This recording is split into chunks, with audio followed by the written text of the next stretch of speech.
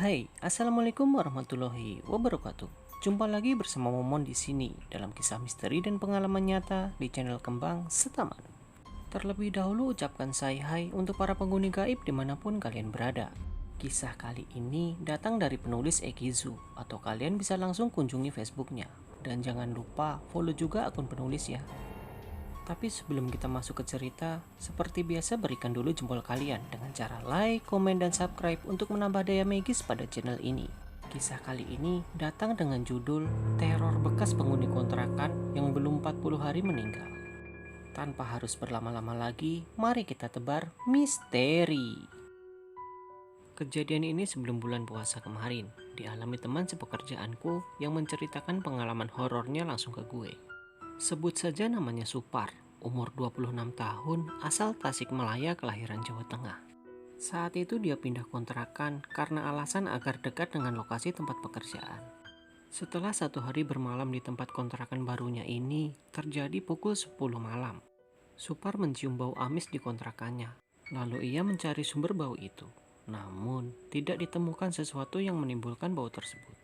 Akhirnya untuk beberapa waktu ia hiraukan. Lama-lama bau amis tersebut hilang. Jam menunjukkan pukul 11 malam. Supar sedang berbaring untuk memulai tidurnya, sambil menyalakan musik dangdut kesayangannya. Tak lama kemudian terdengar suara ketukan pintu. Supar tidak langsung membukanya. Supar hanya melihat pintu sambil berpikir, siapa ya yang malam-malam kesini? Memang sengaja Supar tidak membukakan pintu.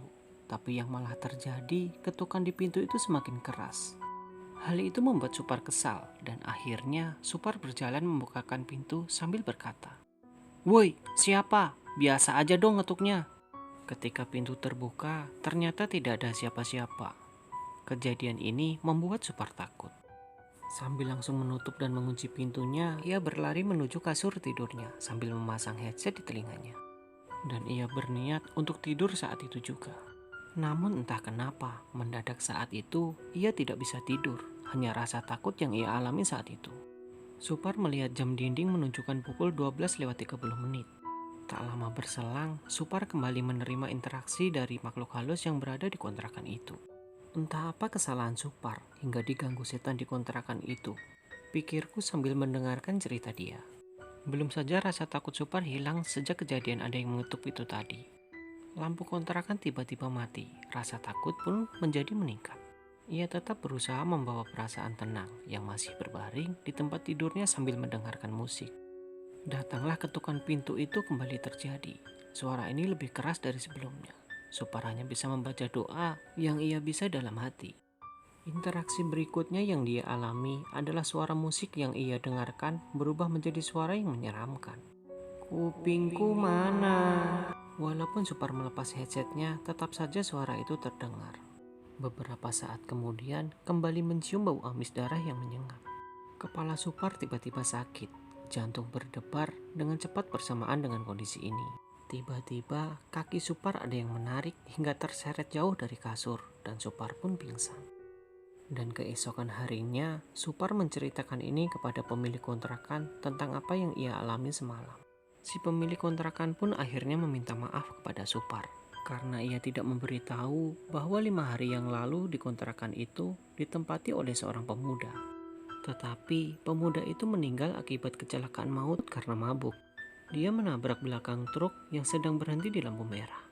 Dan usut punya usut, ternyata masih ada satu barang yang belum diambil oleh keluarganya. Yaitu kasur yang ditiduri oleh Supar adalah kasur milik pemuda yang meninggal itu. Itulah tadi sebuah pengalaman mistis yang dialami oleh Supar, nama samaran, sewaktu menyewa sebuah kontrakan yang ia tempati. Mungkin dari pengalaman ini kita bisa belajar dan lebih mawas diri untuk lebih berhati-hati dimanapun kita berada.